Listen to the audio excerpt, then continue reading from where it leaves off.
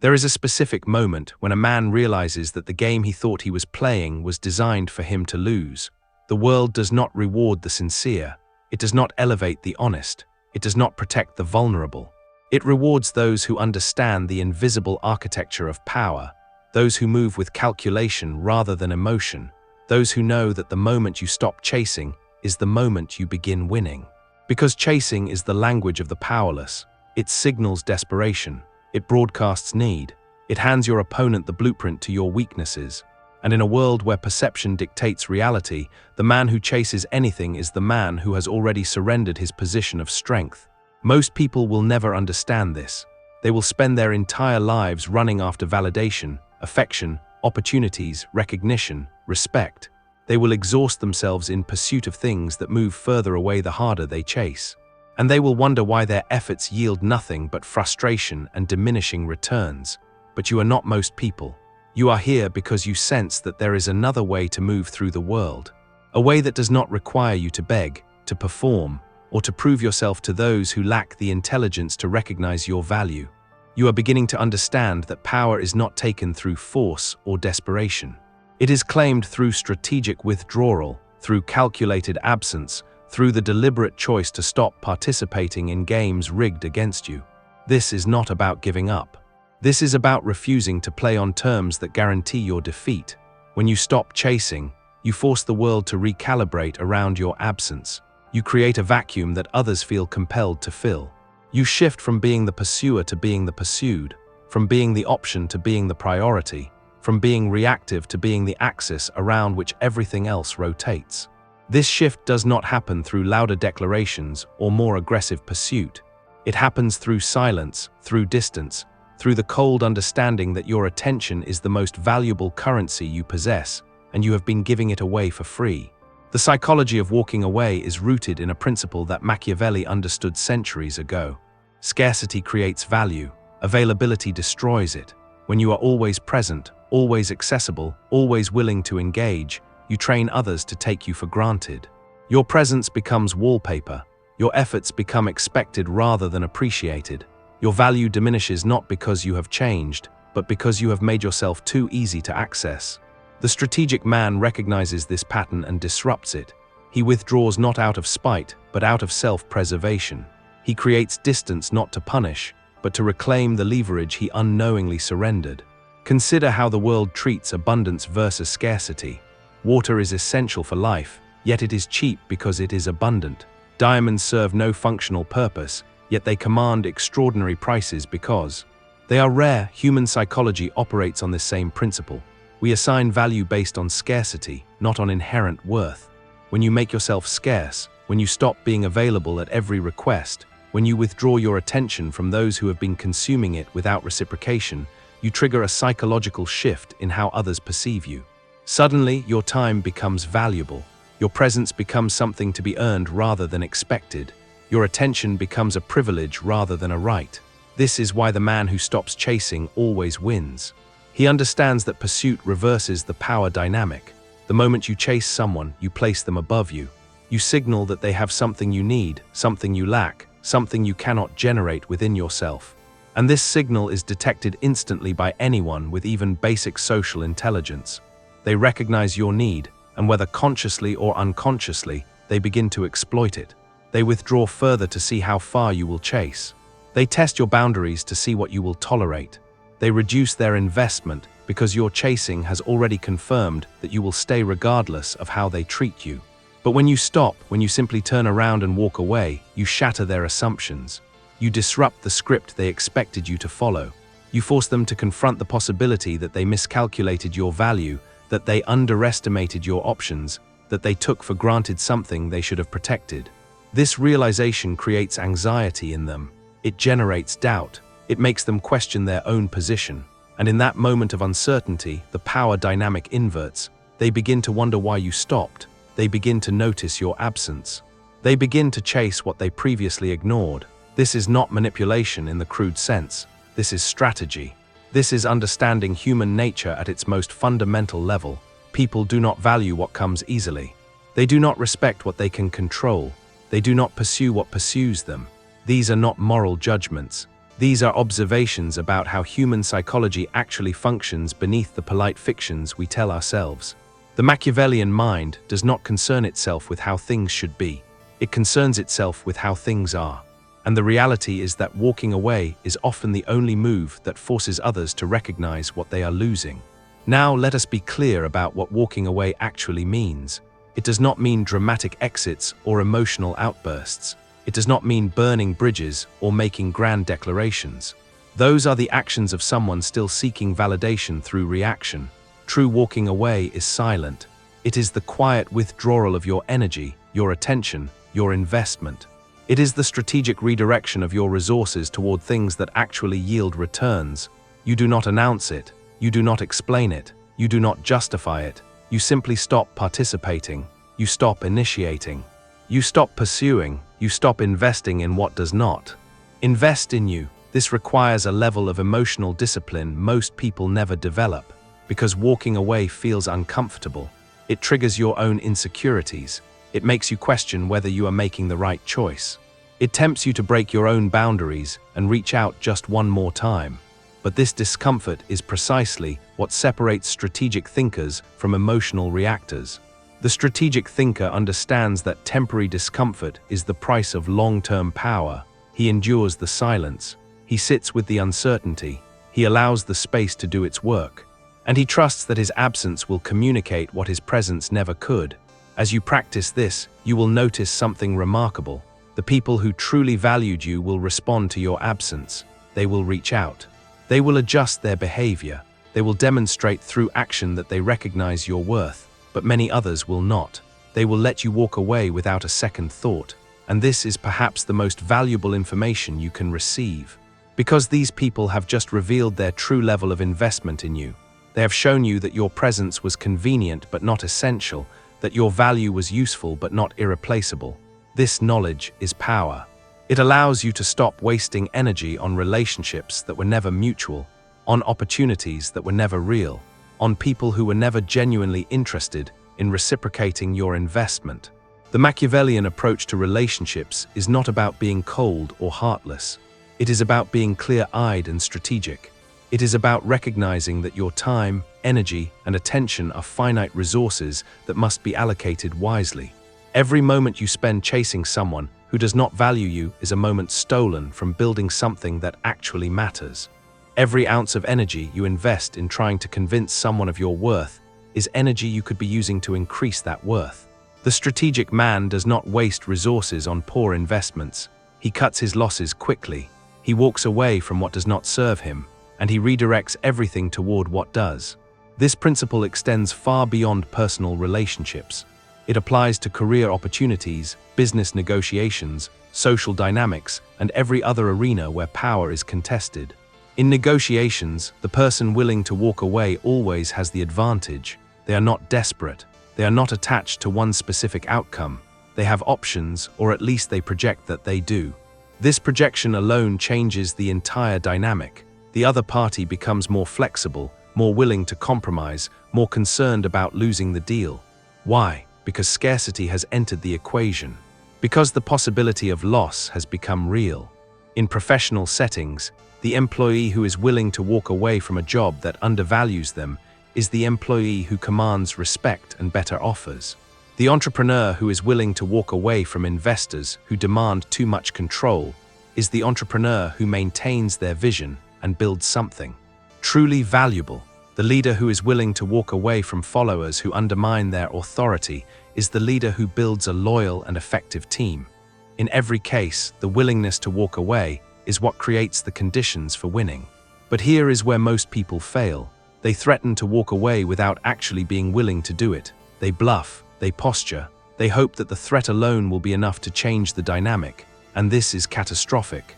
Because the moment you threaten to walk away and then do not follow through, you reveal that your boundaries are negotiable. You teach others that your words are empty.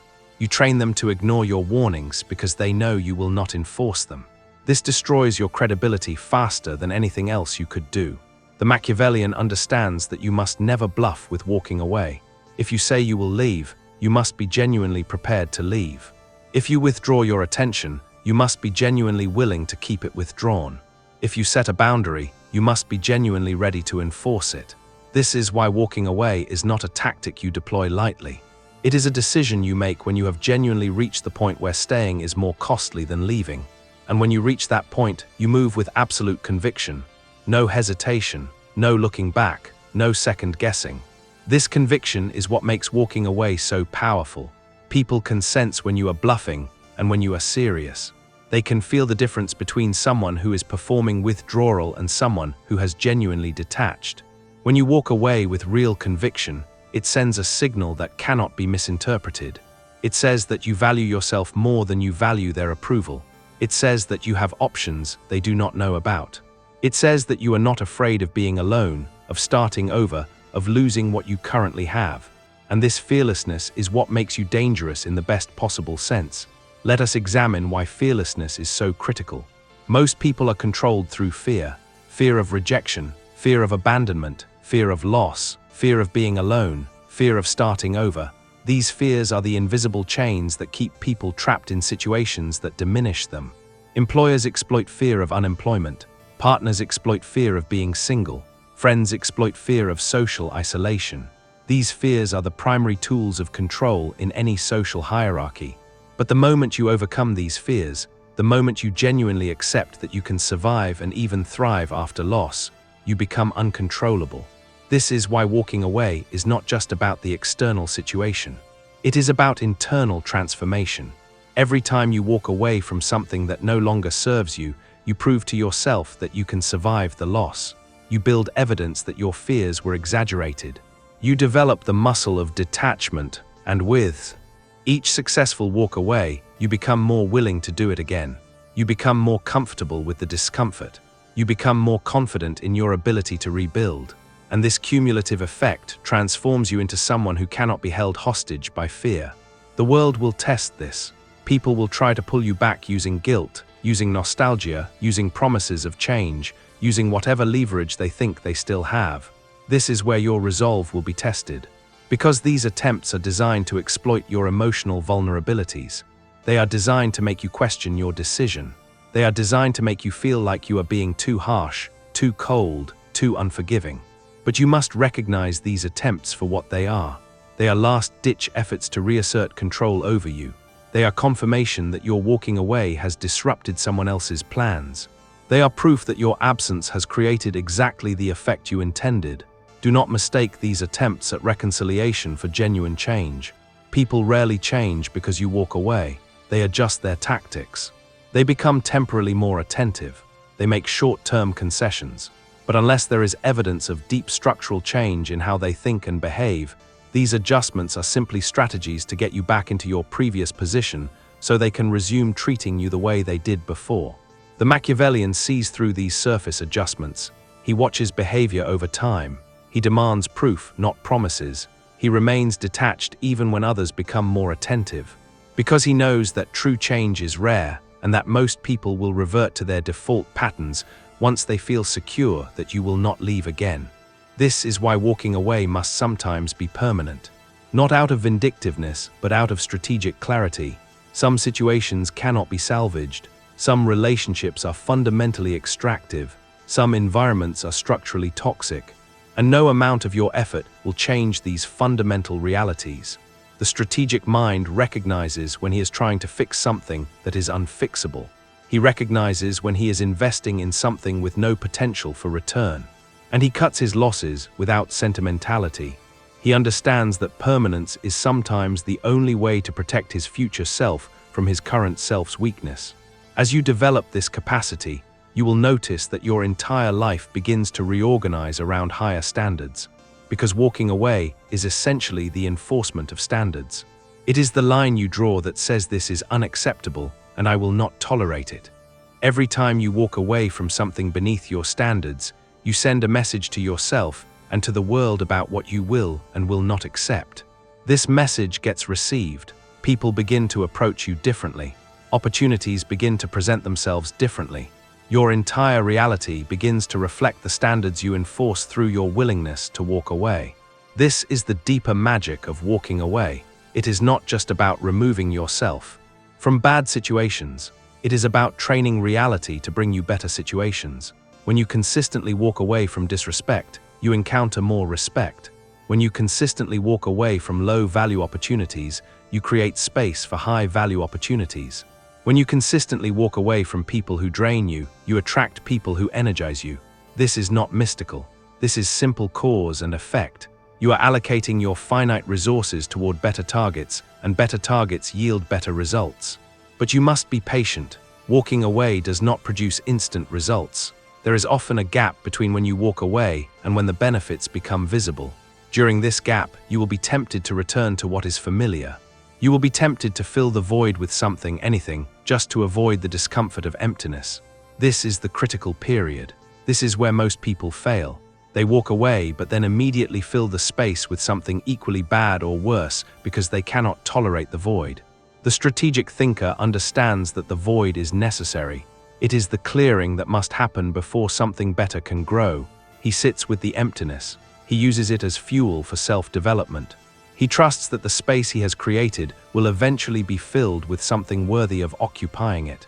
During this period of emptiness, focus on becoming someone who does not need to chase.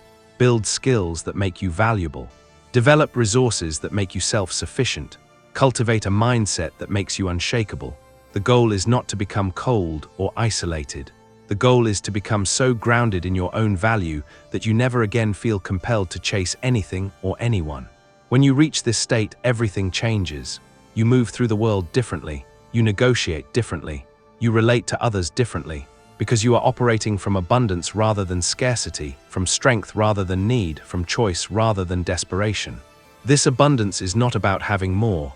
It is about needing less. It is about reaching a point where you are genuinely content with walking away from anything that costs more than it provides. This contentment is not apathy. It is clarity. It is the ability to see situations as they actually are rather than as you wish they were. It is the ability to make decisions based on reality rather than hope. And this clarity is what separates those who win from those who merely survive.